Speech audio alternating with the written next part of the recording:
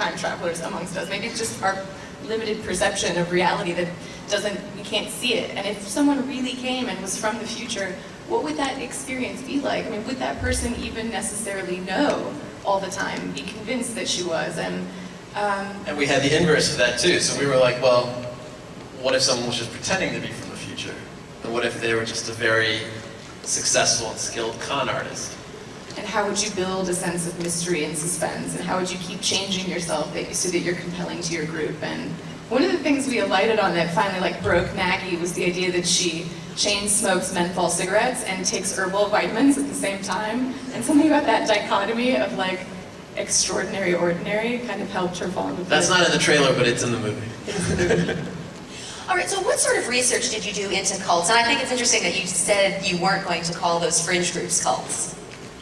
Yeah, well, I mean, you know, I think a cult is just a small group of people who believe something very passionately. So if it's a larger group of people, we don't call it a cult.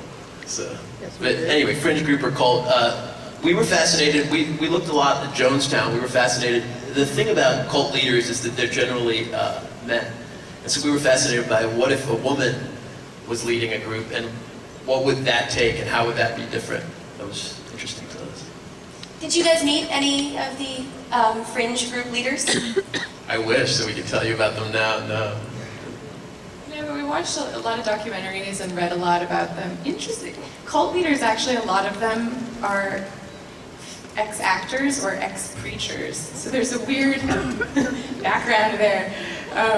But we did a lot of reading, a lot of research, a lot of watching documentaries and pulled from those.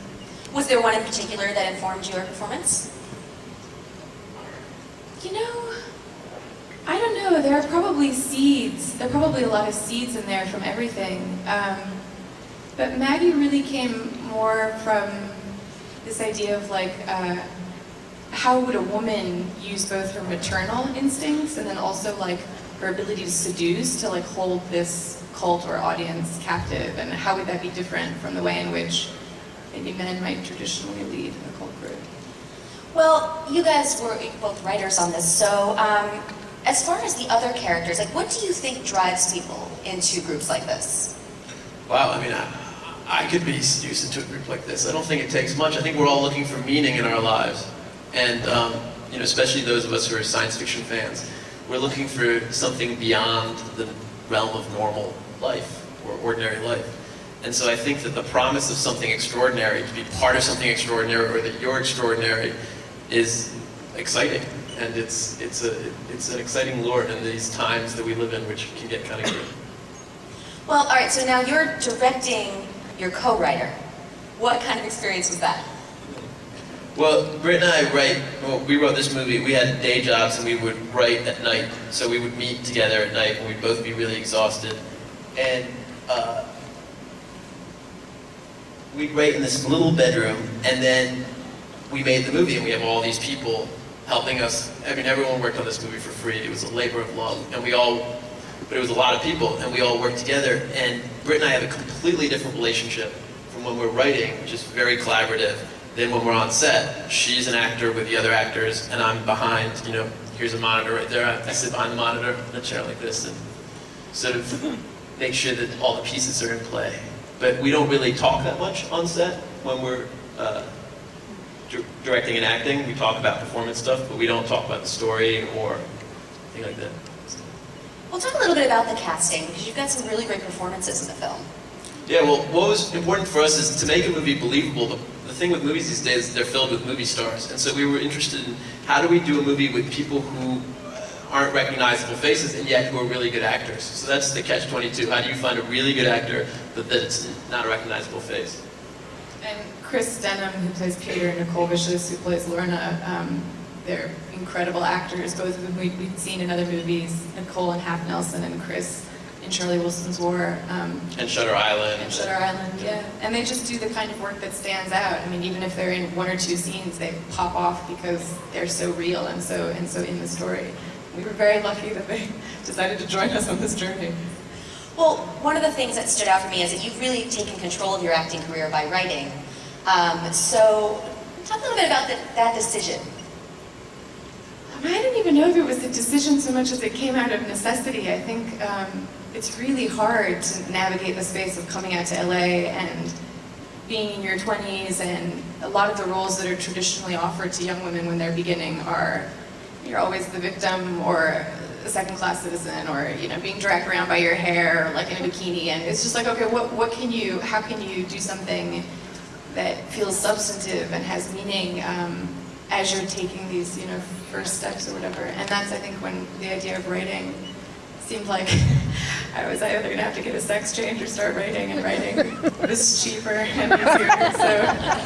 So, but it's hard, actually. Writing turned out to be much harder than we thought. We spent a lot of time in the library reading screenplays, reading great scripts, reading bad scripts, and trying to figure out how to tell a story. And I'm still befuddled by it. I mean, it's such a tall task. I think your answer about it being a necessity is really important too. I think we just felt the need to tell a story, and this story is our first story that we told. And we just had to do it. I don't think we were doing it with the goal of actually making a movie or having sharing it with all of you guys, which is really neat. But we just had to tell this story, had to make this movie. And I guess first we had to just tell the story, we had to write it. And once we wrote it, we were like, oh, this is pretty interesting. Let's see if we can get a group of people to help us make it. We ran the production office out of my apartment at the time. And like one of the bedrooms Chris Denham was staying in, because we'd flown him in from New York, and the living room was like 14 people would come, and I'd be in my bathrobe in the morning, and like everybody shows up to make the movie, and they're like all in the living room. This is a very handmade film. Yeah, the movie's shot on the 7D, which I think maybe she's shooting me now on the 7D. So it was shot on SLRs, 2 SLRs. It was a very homemade movie. So. Again, we are taking audience questions. One more question before we do. You guys have some pretty intense viral marketing for this film. Do we? First of all, I have to have you do the handshake, because you have to do the handshake. Oh, yeah. You want to do the handshake? Yeah.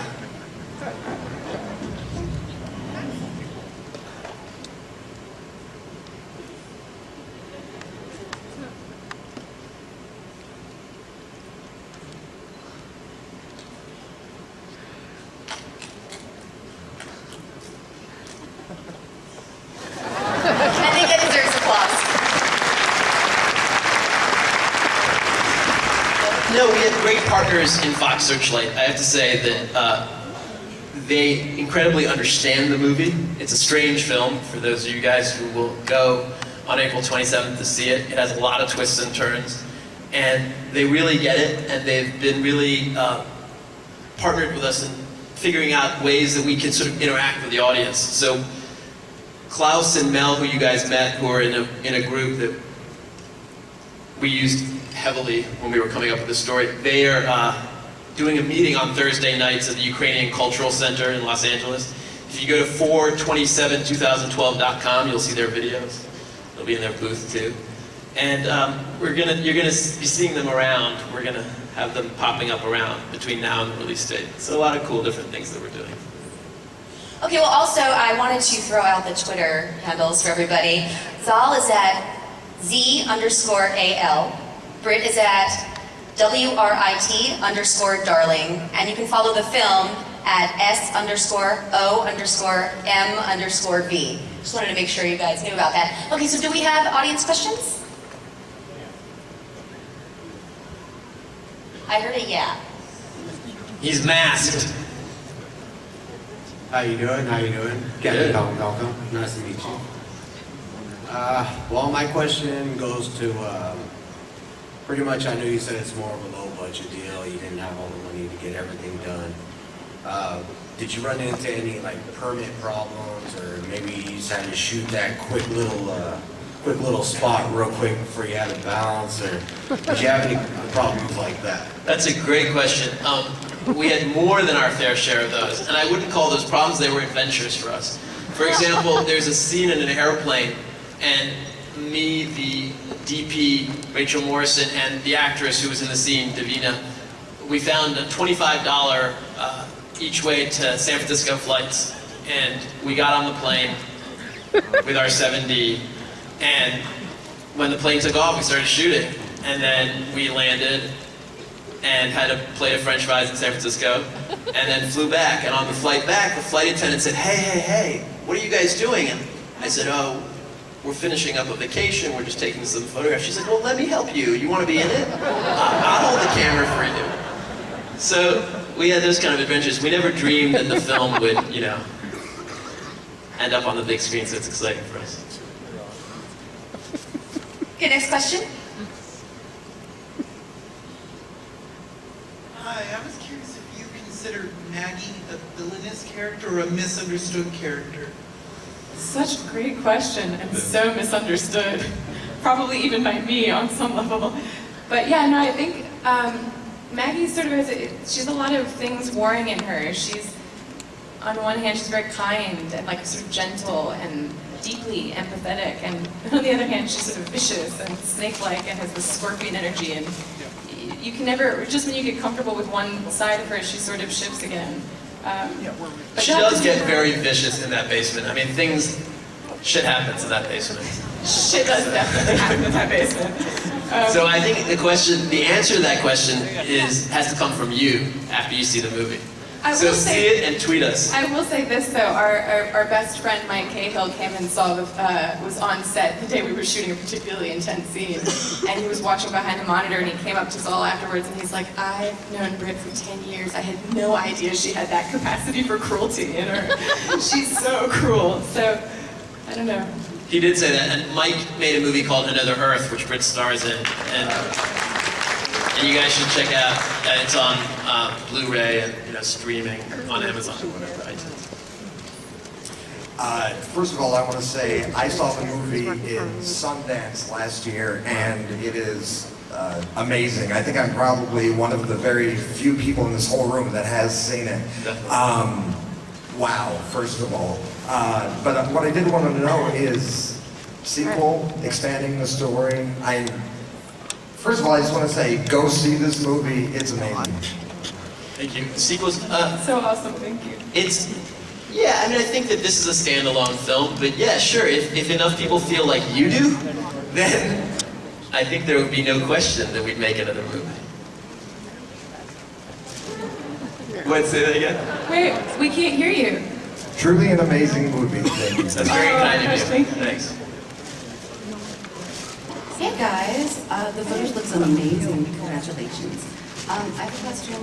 In researching the lore for the film and coming up with where she comes from, where did you find or how did you come up with the idea of the anchor and the look of that and the number?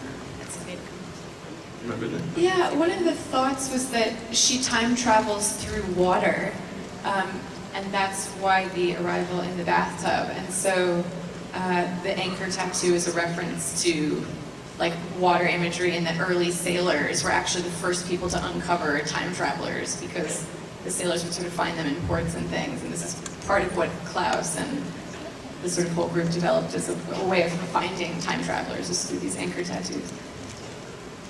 Or it's just a really clever ruse on her part. Awesome. Thanks for your question. Okay, well, we're going to be wrapping up in a minute, but is there anything else you guys would like to say about the film? Well, no, I just want to thank everyone for coming to this thing, and WonderCon's awesome, and I'm very excited for the Prometheus trailer that is going to come. Me too. Me three. Me four. So thank you guys very much, and I hope that you will go opening weekend to see Sound of My Voice, because it's not the kind of movie you want to see after people talk about it, after people see it and talk about it. And it's April 27th. And you can go to soundofmyvoicemovie.com if you want to watch the first 12 minutes again, or foxsearchlight.com/soundofmyvoice. All right, guys, thank you so much. Thank you.